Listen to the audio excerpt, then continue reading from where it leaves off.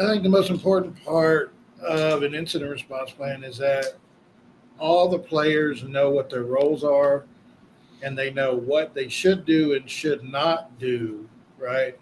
There's nothing more painful than watching an MSP trying to deal with a client compromise. Having never done so, they don't have an incident response plan. They've not done no incident response management. They don't have an incident response plan.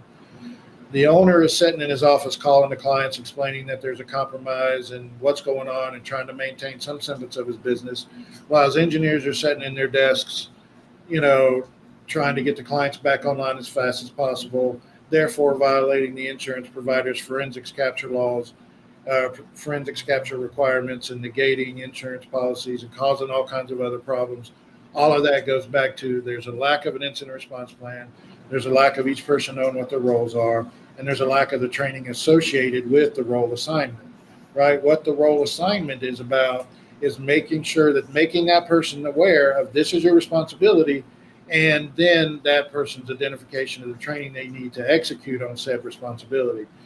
Having the proper incident response, everybody knows the outcome of having a proper plan, right? This is about when you are in an oh crap moment. Everything's critical. Everything's falling apart, right? You can pick up the phone and call me, but you need to have, an immediate response plan that not only, that's not only designed to, you know, to make sure that everybody knows what their steps are and that they take them in the right order, and they stop when they're supposed to or don't start till they're supposed to.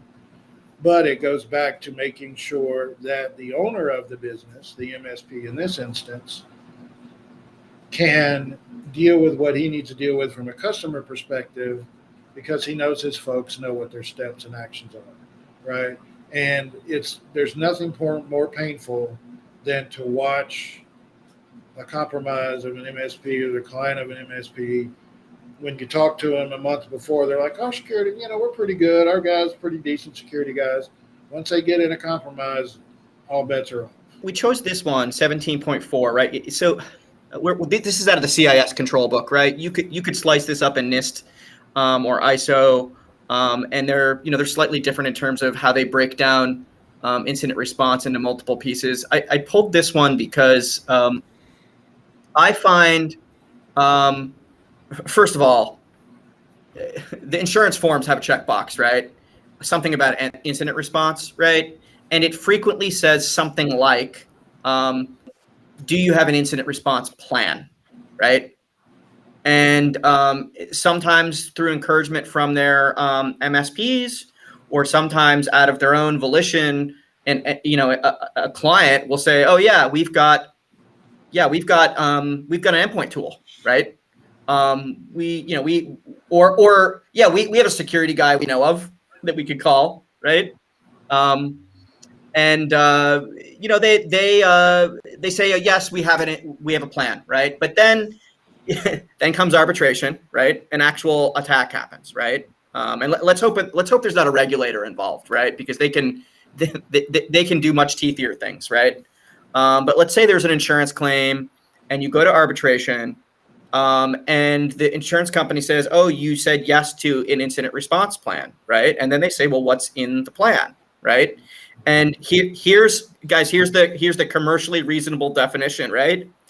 Do you have policies, plans, procedures? Have you defined the roles? You mentioned this stuff, Jason. Have you trained people? Have you communicated to people what the plan is? Do people know how to communicate in an incident, right? So that you could do all these things, right? Matt, do you mean to tell me that it's important to communicate the plan that you have to the other people that have a role to play in the plan? Yeah, absolutely. And if you not only do you have to have a reasonable plan, but if you haven't done these things, right?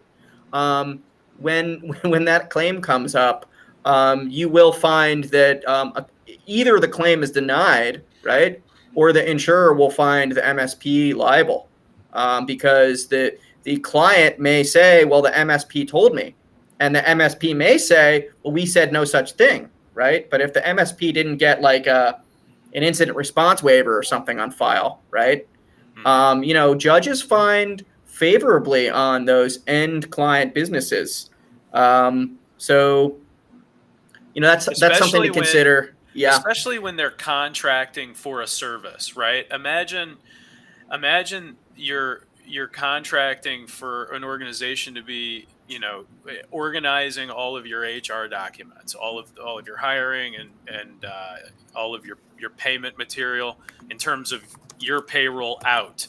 And then you come to find that they weren't actually doing that, and what they were doing instead was just sending checks to random people, and hoping that it worked out. I mean, you would lose your mind, as a business owner. And it's the same thing in this situation.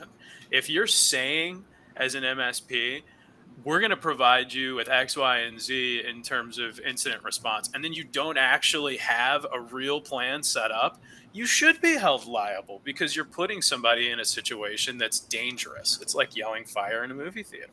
Yeah, and we're getting increasingly signals out of the federal government and states that there's willingness to do some regulation here. We'll see what that looks like. It's not written yet, it's not draft yet, but there's a lot of signaling that it's going to happen, and soonish. As far as timelines for this kind of stuff goes. The other reason I put this up, guys, is I have found in my practice and working with our partners that when you have this conversation, the conversation we just had with the client, you don't just say, "Hey, you have a plan. You don't have a plan." You don't give them a one pager and call it a plan. You actually go through the process with your customer of developing these things. That's how you build willingness in your customer to invest in cybersecurity. They understand where the money's going. They understand the intent. And they understand that it's maybe not something reasonable that they can ignore. So it's important to go through the planning process with your client. It should be part of any end client cyber relationship, even if what comes out of that is, we're actually not at incident response. We have no capabilities, and that client better make sure that that's even permissible, right? If you don't have any personal data and it's only your own business at risk, right? Maybe that's okay. But you have to assess that risk. You can't just say, well, there's things under the rug and it's probably okay. I think also, the key component that is by and large missing here, is making sure that you have a really tight, realistic, right, and enforceable, incident response plan, and that who's responsible for what, where, and when, and how, and that would really save a lot of MSPs from going out of business because of an incident. It really would.